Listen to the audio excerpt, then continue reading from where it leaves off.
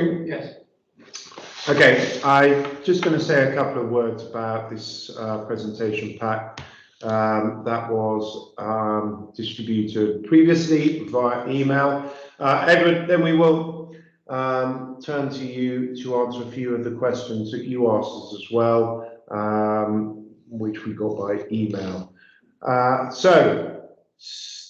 think that I won't drone on too much, but I think the key part of the presentation is on the headline results. I think really we had two parts of our year.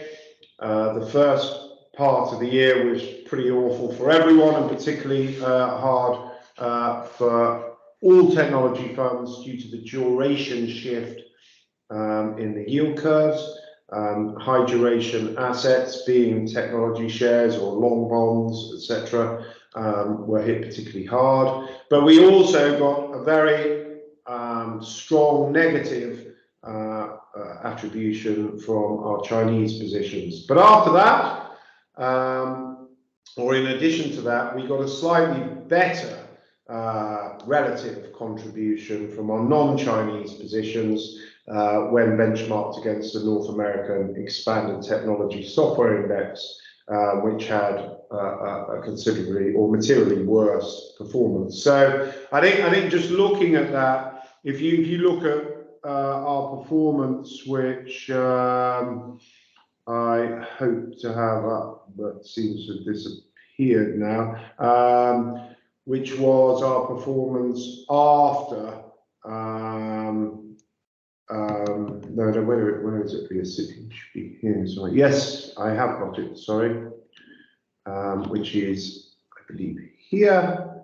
If you look at our performance here, this is after we sold our Chinese technology stocks, and that is as relative to the other two key tech funds, being Polar Capital and ATT. So you can see that the three of us are sort of moving along pretty much in lockstep since then.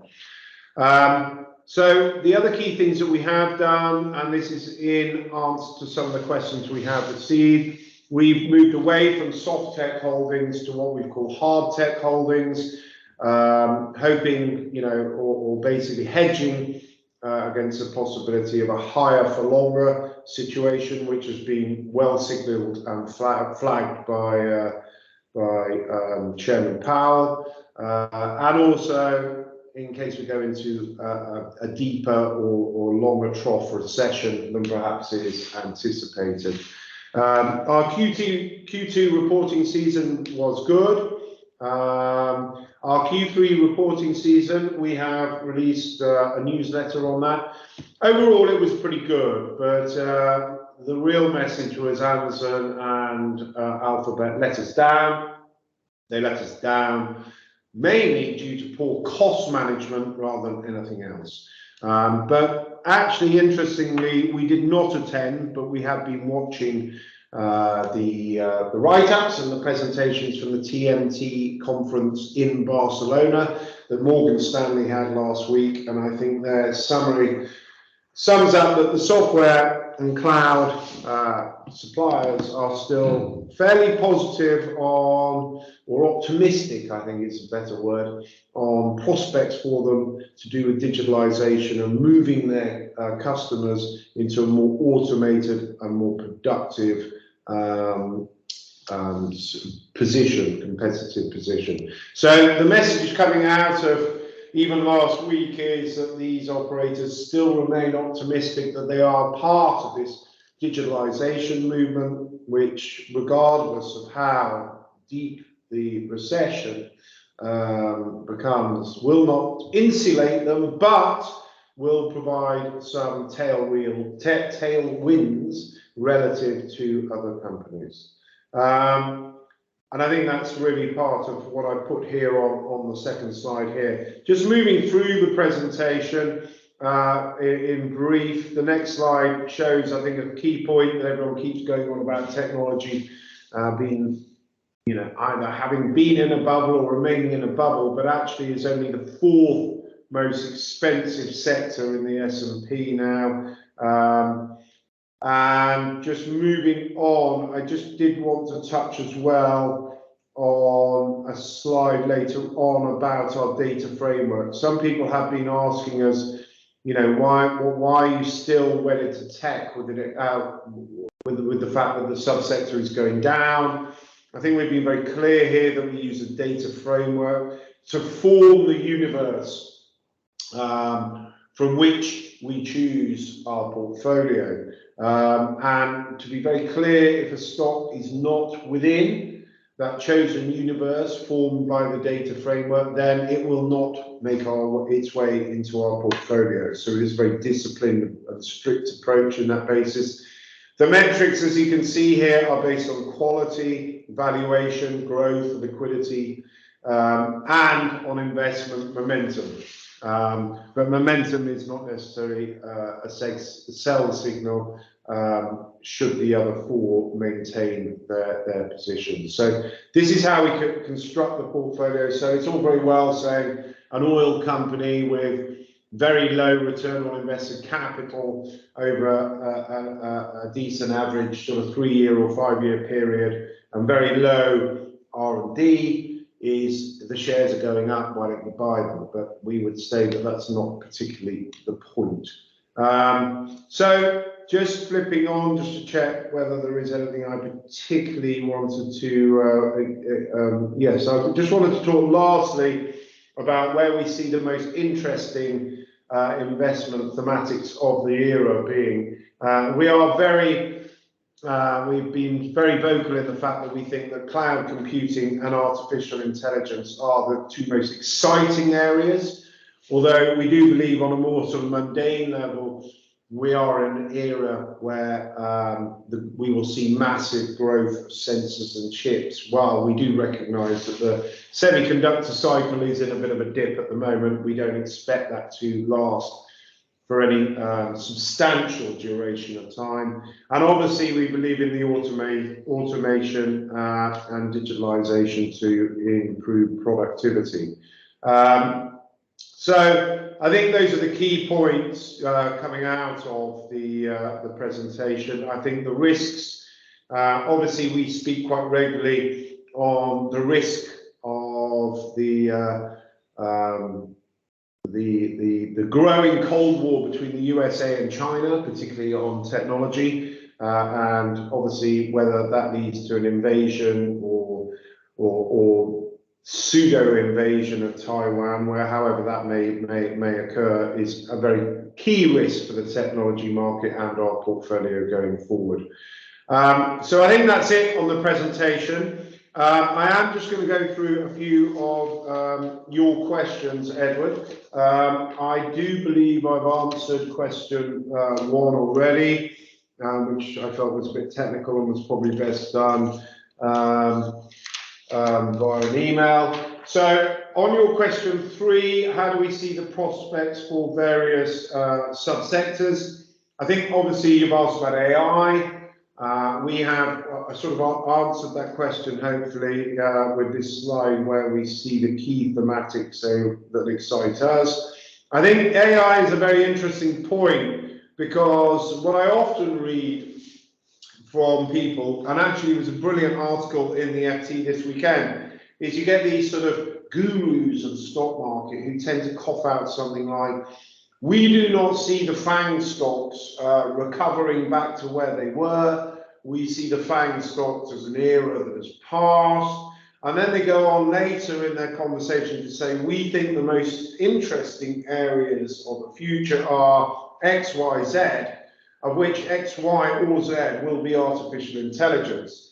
Now, I'd like to remind everyone that may be the case, but there is a bit of an inconsistency of logic there, perhaps, because the FANG stocks, including, if we call it FANG, whatever, including Microsoft, those stocks spend more on AI than basically all the other Western companies and Western governments and Western universities put together. So on the basis that historically R&D has been the best flag or signal or leading indicator for success, in technology or in deep high technology, I'm not talking about some guy setting up a social media site, then I think it's extremely unlikely that actually the FANGs are not going to benefit from the AI revolution. I would add that, you know, one thing that is perhaps misunderstood about AI is that it is not a simple garage activity one can undertake unless one is a real genius, because to undertake AI, one needs very fast CPUs, you need a huge amount of computer and server space, which is expensive. And if you're not actually doing it yourself, you need some very, very highly paid engineers. So I don't think it's such a bad bet to assume that the leaders that we put here, you know, Google, NVIDIA, AMD, Microsoft and Amazon are going to be some of the winners of artificial intelligence going forward. And I particularly point you towards Google, Microsoft and Amazon, because obviously they have the cloud computing network, which gives them huge server space to obviously and huge amounts of data upon which to derive and drive rather the AI revolution going forward. A little more on e-commerce. We're not big fans on e-commerce. Basically, for most companies in e-commerce, it is a bad, low-quality business with low margins and low return on invested capital. You know, Amazon has very low margins in this segment, which is why, and they've been declining as well. So that's why we cut our Amazon position to the point that we're totally disinterested in the e-commerce. And we're only holding Amazon because of the AI part, which is coming by, and the cloud computing part, which is coming through AWS. So we're not fans on e-commerce. For what it's worth, we don't believe the growth is all over, like some people are saying. We think there will be good growth, but you know, we're not particularly interested in the financial metrics there. On streaming, you know, I think that's a very interesting business. But within your own question, Edward, I think you're providing the answer that we have our concerns with, which are, there are, you know, there's Disney, there's Apple, there's Amazon, there's Netflix, there's Paramount, there's others. We actually saw Lachlan Murdoch, oh no, it was Lachlan Murdoch speak in January this year at the TMT conference, and he actually said some very interesting things. He said he'd sat down with his father, and you know, they'd done some extensive analysis at Fox and worked out that they reckon there were only going to be 3 players in the market, which of course it's quite interesting because you go back 2 years ago and everyone used to say there'd only be 1 player that's going to be the winner, and now everyone's saying there's going to be 5 players that are going to be the winner. But I think 3 is probably right. And when you look at that, I think, you know, you're probably looking at Netflix, Disney, Amazon, and maybe Apple. I don't know. One of those, you could probably look at 3 of those 4. Maybe it will be a 4 market. But the point that I'm making is, you know, only Netflix is making any money out of this area at the moment. Obviously, they're the leader, and therefore we like it, but it's not exactly. We'd rather be in cloud computing, where the 3 key guys are you know, there's 3 key guys rather than 4 or 5 key guys. So I think that covers your question 3. On question 2, very, very briefly, the dividend is covered only theoretically, and by which I mean it is covered by the income we get from actual dividends, and it is actually covered by buybacks by our underlying portfolio.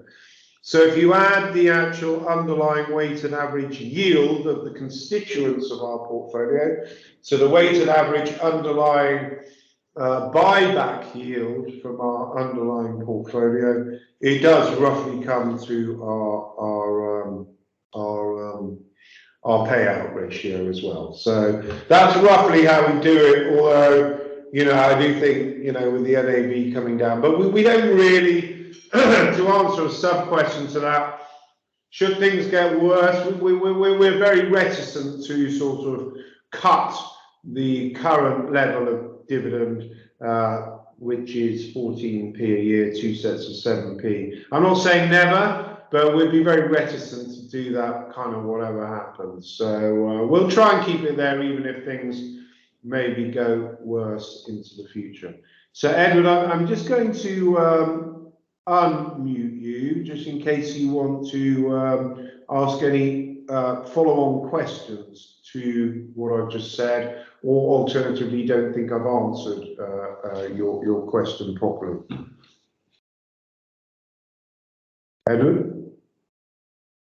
It's very sensibly gone. No, I think is he? I have unmuted him, yeah? He is unmuted. Edward, are you there? I think you do need to. I don't think you have unmuted him. Well, I've allowed Mike. No, Now you have. Now you definitely have. Edward, are you there? I think he needs to unmute now. Edward, I think you need to unmute if you want to say something. Maybe you don't want to say something. Okay. Can you hear me now? Ah, we can hear you now. Perfect. Sorry, we couldn't find the unmute button. Sorry about that. But It's no, all right. you addressed everything I wanted. I'm fine. Thank you, Mark. Excellent, excellent. Well, thank you very much for attending. Obviously, we did have one or two others, but they've probably decided England v Iran is probably more interesting than listening to us. So we'll see whether that was the right call by the score later. But thank you for your interest. You have my email. So if you do have any other further questions in the future, etc., do feel free to email me, and Great. let's keep in contact. Thank you, and nice meeting you. And you. Thank you very much for your time.